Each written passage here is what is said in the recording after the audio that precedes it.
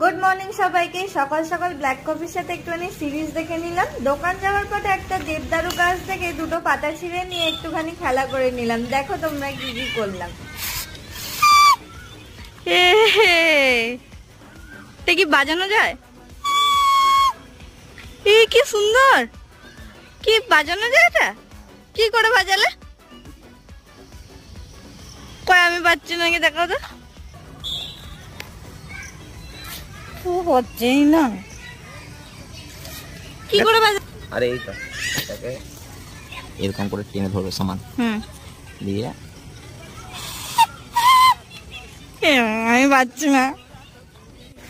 আমি তো বাঁশিটা বাজাতেই পারলাম না, সেই দুঃখের সাথে সাথে চলে যাচ্ছি দোকানেতে। যদি তোমরা কেউ এই ছোটবেলাতে এই গেমটা খেলে থাকো বা এই বাঁশিটার সাথেও খেলে থাকো তাহলে আমাকে কমেন্ট করে জানিও। দোকানে এসে কাজ বাজ সেরে একটা চকলেট খেয়ে নিলাম। দেখা হচ্ছে আবার